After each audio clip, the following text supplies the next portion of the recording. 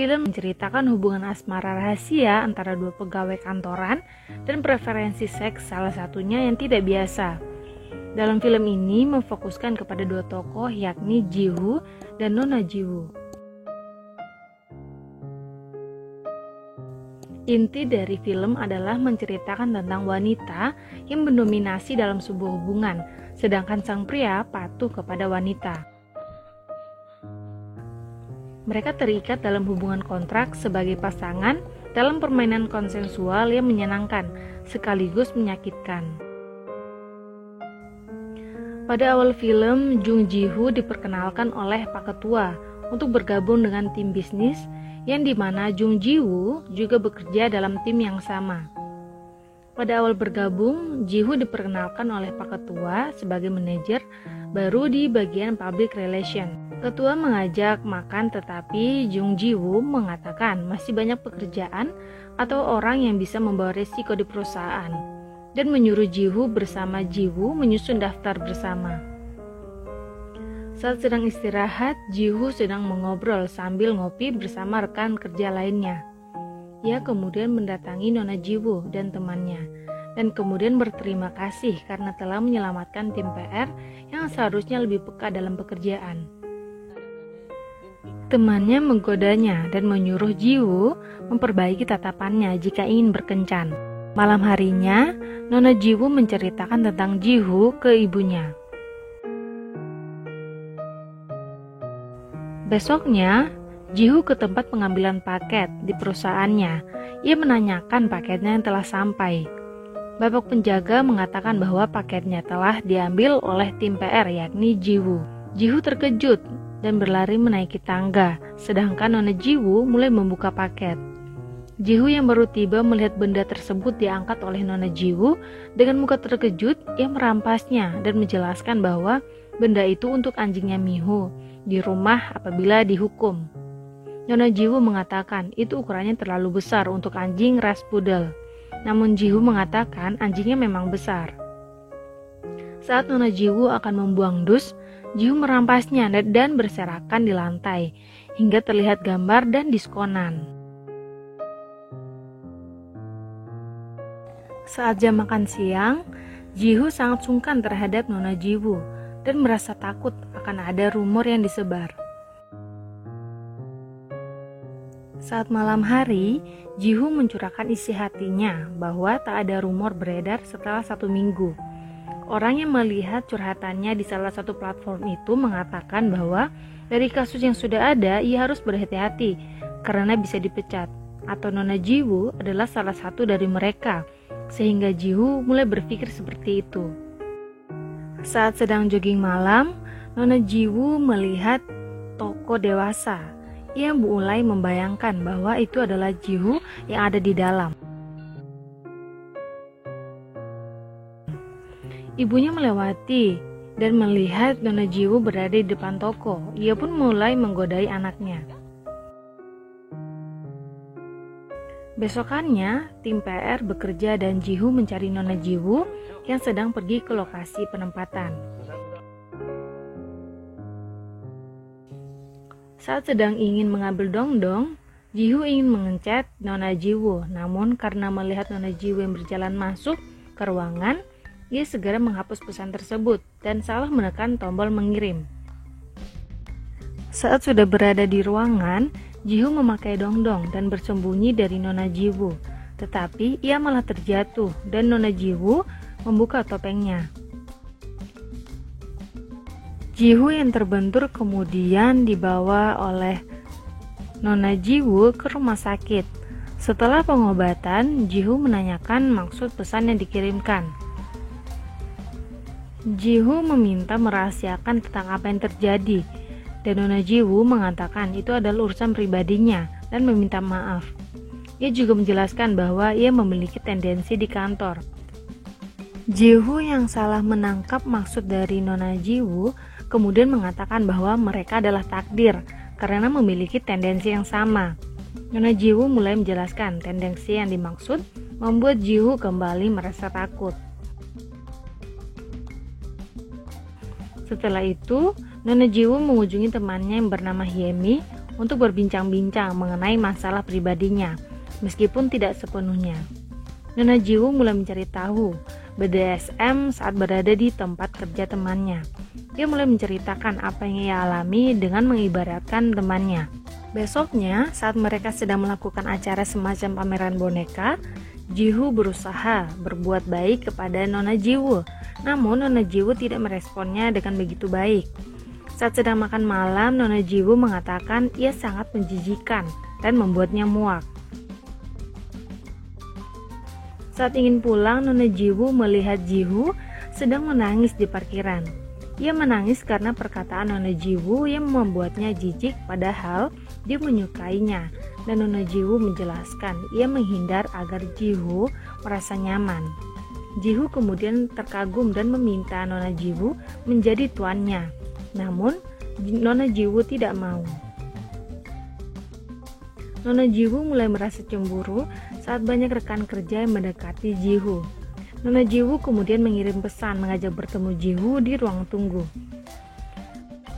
Nona Jiwoo menyuruh Jiwoo memakai penutup mata. Dengan senang ia langsung menggunakannya. Jiwoo kemudian duduk di kursi dan berbaring. Nona Jiwoo mengamatinya dan bertanya tentang ucapannya terkait meminta ia menjadi tuan. Jiwoo menjelaskan bahwa ia kagum dengan sikap Nona Jiwoo kepadanya. Nona Jiwoo kemudian mengatakan jangan menghindarinya lagi dan ia akan memikirkannya lagi.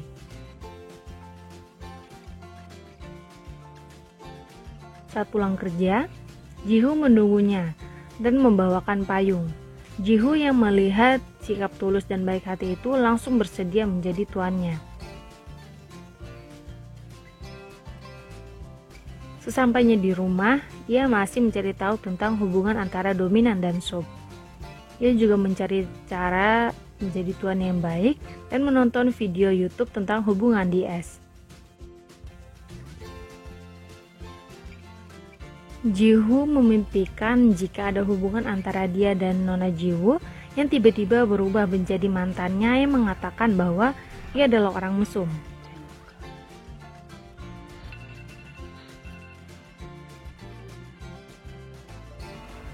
Sesampainya di kantor, Nona Jiwoo mengatakan bahwa mereka akan membuat peraturan yang dilanggar akan ada hukuman. Dia juga memberikan kacamata kepada Jiwoo sebagai syarat jika Jiwoo ingin diperintah. Mereka kemudian menandatangani kontrak antara mereka selama 3 bulan. Mereka memesan kamar hotel dan bermain seolah Jiwoo adalah anak anjing yang patuh kepada tuannya.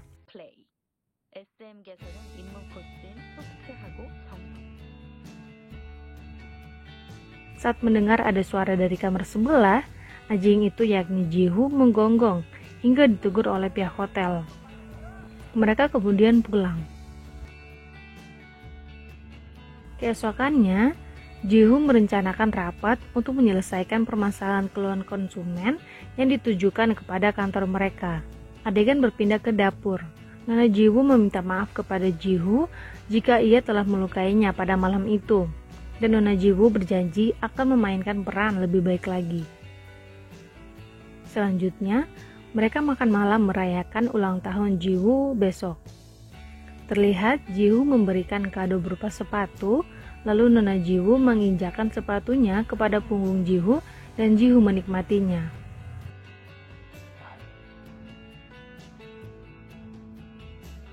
Saat berada di depan cermin, terlihat punggung Jiwoo terdapat cap-cap merah, bekas hak sepatu, sedangkan Nona Jiwoo terus membayangkan sedang bermain dengan Jiwoo. Keesokan harinya rapat dimulai. Diawali dengan Lihan dipromosikan oleh Pak Ketua menjadi pegawai tetap dan meminta Nona Jiwoo untuk memonitorinya. Melihat itu, Jiwoo terlihat cemburu. Singkat cerita, Nona Jiwoo dan Jiwoo melanjutkan permainan. Nona Jiwoo meneteskan lilin ke punggung Jiwoo.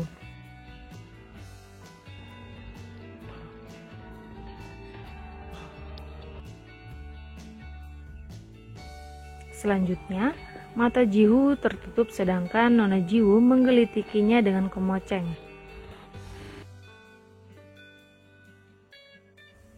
Permainan selanjutnya, Jiwoo berbaring di kasur dan diinjak oleh Nona Jiwoo. Saat di toilet, Lihan mengatakan bahwa ia menyukai Nona Jiwoo karena tegas dan seksi. Jiwoo pura-pura mengiyakannya.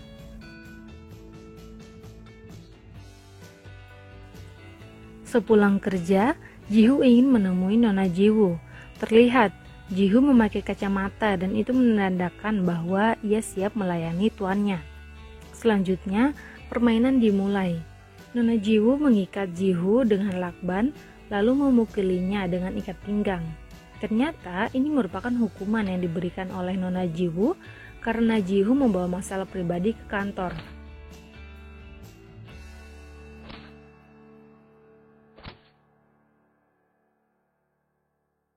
Permainan terus berlanjut. Nona Jiwoo menyiksa Jiwoo yang malah menikmatinya. Permainan berakhir saat satpam menyadari ada keributan di ruang kantor.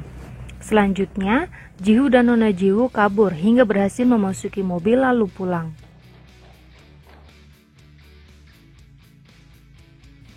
Saat di rumah, Nona Jiwoo lagi-lagi membayangkan momen di mana dia sedang bersama Jiwoo. Keesokan harinya, Pak Ketua menyadari bahwa kantor berantakan dan barangnya dia juga rusak. Melihat itu, Jiwoo pura-pura tidak mengetahuinya dan Jiwoo memberikan barang yang baru. Selanjutnya terlihat Nona Jiwoo membeli alat pecut untuk permainan mereka selanjutnya dan Jiwoo mengalami luka-luka bagian punggungnya. Meskipun merasa sakit, tetapi Jiwoo merasa hidup.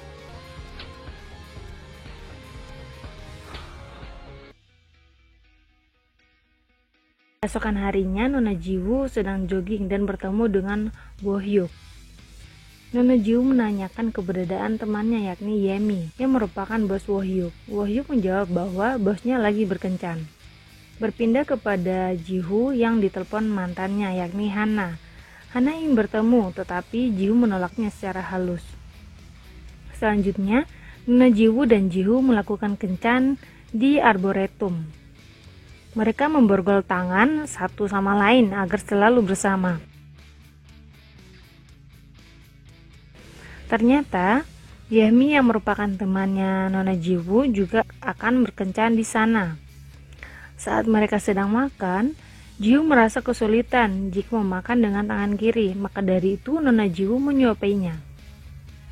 Beralih ke Yemi yang berkencan di sebuah hotel. Kembali ke Jiwoo yang menyatakan perasaannya kepada Jiwoo. Lalu Yemi menelpon meminta bantuan.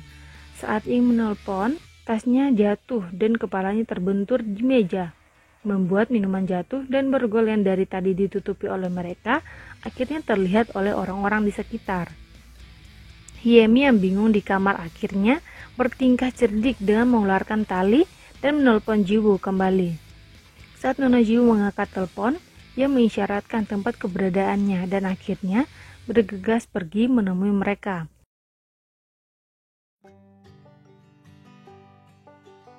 Saat sampai, Yemi ternyata telah mengikat lelaki tersebut dan menyetrumnya, juga mengancamnya. Di perjalanan pulang, Yemi menangis sepanjang jalan sambil mengomel.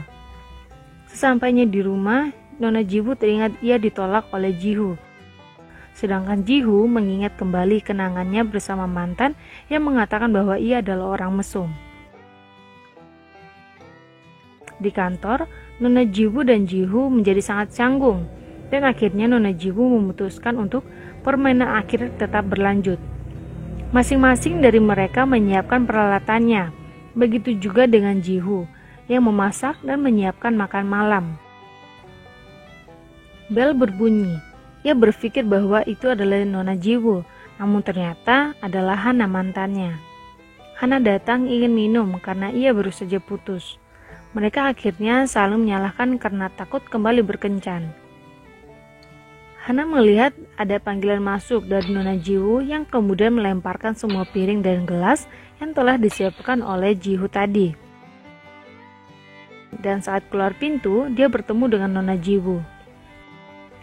Nona Jiwoo masuk ke dalam rumah dan mempersiapkan permainan selanjutnya dengan mengikat Jiwoo lalu menyiksanya.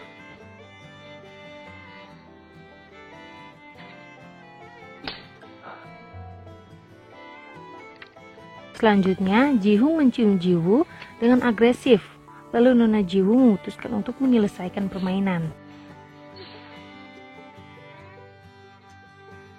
Saat Nona Ji-Woo sudah pulang ke rumah, dia terlihat sedih sekali sambil melepas tali yang ada pada bonekanya.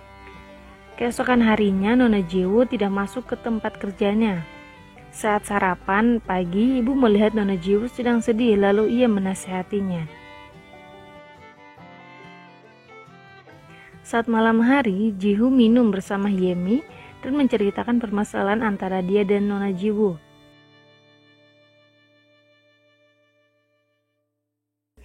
Lee-han tidak sengaja mengirim rekaman kepada seluruh orang di kantor. Rekaman tersebut berisi permainan Nona Ji-Woo dan Ji-Hoo saat di kantor kemarin. Hal itu membuat semua orang di kantor membicarakan mereka. Akhirnya, mereka berdua dipanggil oleh tim disiplin di kantor untuk diwawancara. Saat diwawancara, mereka diserang dengan kata-kata kasar. Karena sudah tertahan, Ji-Hoo membuka suaranya dan mengatakan bahwa ia menyukai Nona Ji-Woo dan ia ingin melindunginya juga. Ji-Hoo juga berkata bahwa ini semua adalah salahnya dan menguji Nona Ji-Woo. Dia memarahi semua orang dan mengatakan bahwa ini memang kesalahan mereka. Mereka tak merasa bersalah dan mengatakan akan melanjutkan hubungan mereka di luar kantor, sehingga membuat para pewawancara tidak dapat berkata-kata. Mereka tidak takut dipecat karena rekaman rahasia orang kantor juga ada di dalam pulpen wortel milik Lee-han. Ji-Hoo dan Nona Ji-Woo selanjutnya diskor oleh perusahaan selama 3 bulan. Berpindah kepada Hyemi dan Woo-hyuk yang memutuskan untuk jadian lalu melakukan kencan. Begitu juga dengan Ji-Hoo dan Nona Ji-Woo yang juga melakukan kencan serta melakukan permainan anjing-anjingan, dan film pun berakhir. Sekian rekap alur cerita dari film Love and Lysis. Silahkan komen untuk film-film selanjutnya dan sampai jumpa.